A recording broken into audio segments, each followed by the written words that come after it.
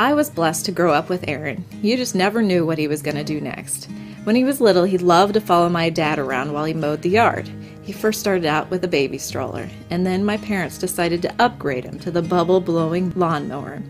One cold spring day, Aaron was out mowing the yard, and he came inside. He said, "Mom, I'm so hot. Can I please put on some shorts?" And my mom said, "Of course you can't put shorts on. It's too cold outside." Aaron threw a fit. My mom and I continued doing what we were doing in the house. And a little while later, we decided to look out the window to see what Aaron was doing. When we looked outside, Aaron had taken off his pants and was mowing the yard in his underwear.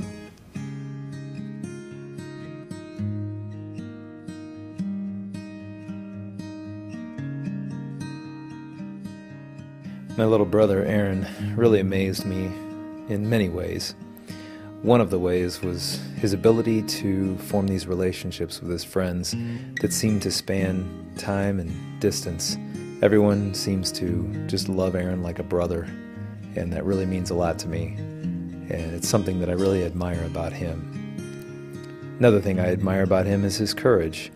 He seemed undaunted and fearless in almost everything he did. The first memory I have of this would probably be when he was about 4. I encouraged him to eat a lightning bug, which he did, mostly because I asked him to, but he did it courageously, proudly chewing up that bug and showing off the glow inside his mouth when he was done. Later in life, his courage shone and his ability to just do stuff without thinking about it. Going on a 13-stop fish tour with his friends, climbing up a cliff and jumping to the water below, test driving a bulldozer in the middle of the night. It takes courage. Really, one of the best times of my life was a hike that we took in Zion National Park, and at a certain point, at about the last mile or so, we kind of came to a crossroads to where it seemed rather dangerous, and we didn't know if it was wise to press on. So we kind of thought about it for about 10 minutes, and all of a sudden we looked over, and a lady that appeared to be about 60 or 65 years old walked right past where we were and didn't even hesitate as to hiking this. So we looked at each other and we're like, we can do this. And the view from the top was one of the best things ever. So spending those times and hundreds more with Aaron was really special to me, a great friend of mine. I'm going to start out with the story of when Easter and I were just little kids, and we'd play one-on-one home run derby in his parents' yard. And so Easter would pitch the ball, and then I would pitch the ball to Easter, and we would try to hit home runs. And if you hit a home run, that meaning you hit the barn, that counted as a home run. And the funny thing is, Easter would hit more home runs than me, but when I hit one, Easter was always more excited about it than anyone, even I was. This happened on Friday, not even a week ago, and we had skied all day together, and after skiing I had to go back to work, but we had some drinks afterwards. And when it was time to go home, Aaron was a shuttle driver and had all his friends that were also shuttle drivers, and why would we walk when we have these these awesome buses that take us wherever we wanted to go? So a quick phone call later, we had our own private shuttle show up, one of his good buddies up in Steamboat, and instead of just going directly home, we took a detour to the parking lots where we decided it would be a great idea to just do donuts in the shuttle bus. We finally got back and we're settled down on the couch. Aaron looked at me and he said, "I love Steamboat. Why didn't I get here sooner? This place is spectacular, and this is what I'm looking for." And I want everybody to know how extremely happy he was, and he was loving his life. Aaron had a vibrant spirit that attracted the greatest people and drew the best out of them. And through Aaron, I have met many great friends. It was a true joy to have him in our lives. Aaron, I love you. I reflect back on our memories with great fondness. I will miss you, and I know I'll always have you with me through the future. Much love, my friend. We've had so many good times together, where to even begin. But one of my fondest memories of you, besides all the nights that we spent hanging out with our friends in the basement in your room, driving your parents mad, was our road trip when we were 17. How we got to convince our parents to let two 17-year-olds take a road trip across country to Colorado, I will never know. But the memories that we had along the way and that I will never forget, I will cherish forever. What I remember about Uncle Aaron is playing with him when he came to our house. I remember shooting him with darts, and I remember when he would hold my hands and I would climb up him like a mountain. He was fun, and I'm really going to miss him. I love my Uncle Aaron. I'll miss him horribly. I know he's in a better place now. I love him with all my heart. I will cherish the memories when we planned to have a sleepover and write down clues to find us. When he finally found us, we would have a movie that we made to show him. I had a lot planned to do with him. I will always have him in my heart. He was a really good uncle to all of us. We tried to make him feel really special because we did not get to see him that much. I look forward to seeing him again someday. Another time we were down in Cedar Lake. We were out recreating, and Easter and I managed to tip over the canoe in the middle of the lake, and we both had to swim to shore in the dark with our clothes on. Aaron, we hope wherever you are is beautiful, with lots of wide open space to explore. Someday we'll all join you, night will fall, we'll build a fire, and we'll have good times again, as sweet as those of memory. In the meantime, we wish you were here. Love, your best of friends. One of the happiest days of my life was when I found out that Aaron was coming down to Carbondale to go to school.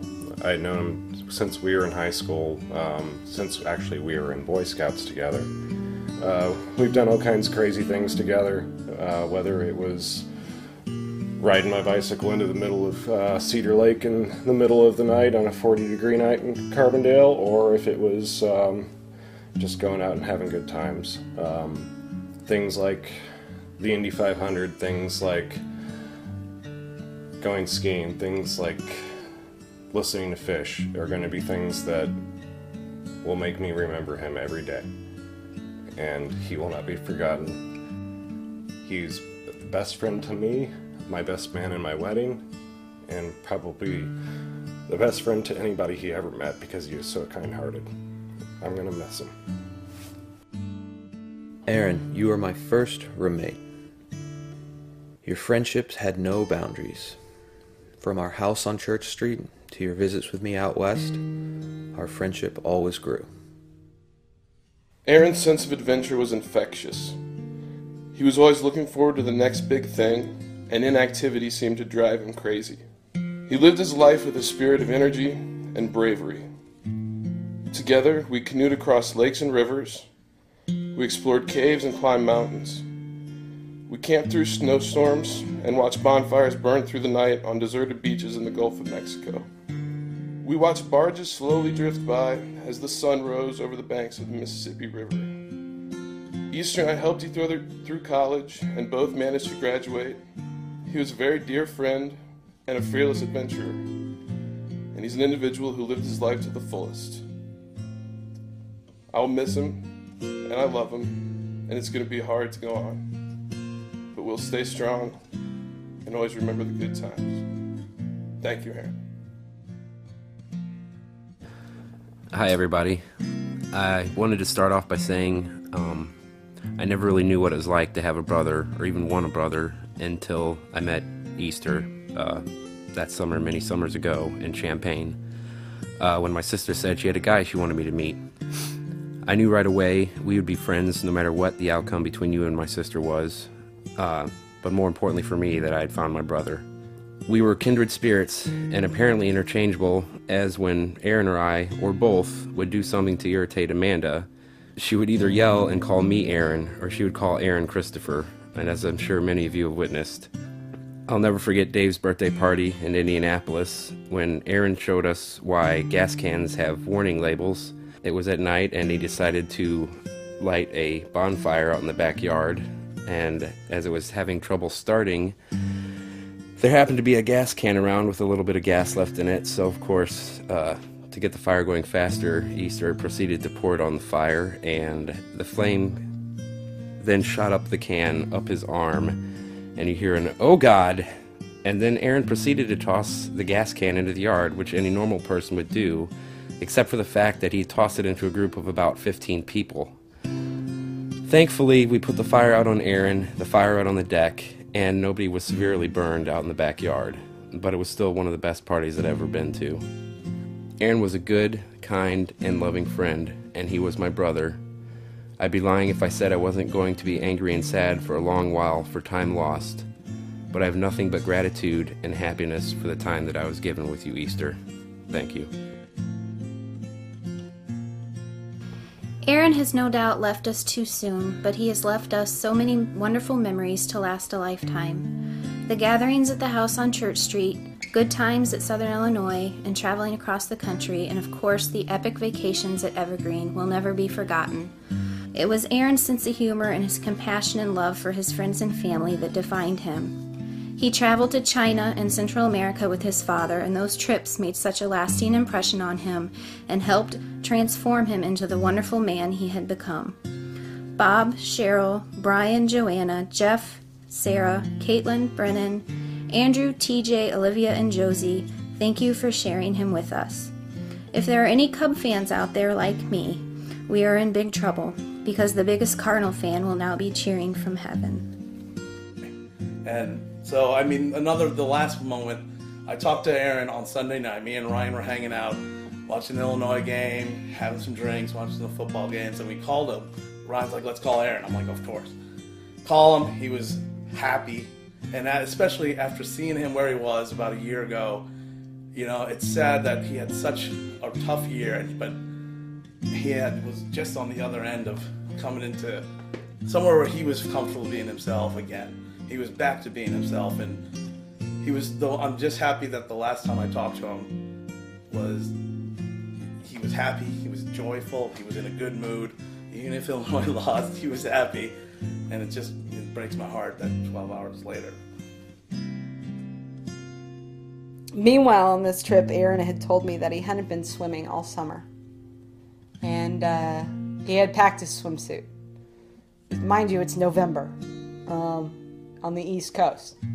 So I said, Aaron, let's get a hotel room with a pool. And he was like, yeah, that sounds like a good idea. We'll just get a Holiday Inn. And I was like, wait a minute. I think there's a water park on our way. And so we started looking into the Kalahari, which my sister referred me to. And when I picked him up that day, I wasn't sure that I could make it to Sandusky, Ohio. What a wonderful, beautiful place on Lake Erie. Beautiful. And as we're driving along, I said, you know what, Aaron, let's go to the Kalahari. Let's go. It may be a festering pool of bacteria, but let's go. And so we get in the car and we're driving, and I find out the rate, and I've got a room, and we pull up to this place and we get out like honeymooners. And we walk inside, and Aaron checks us in, and I go to the bathroom.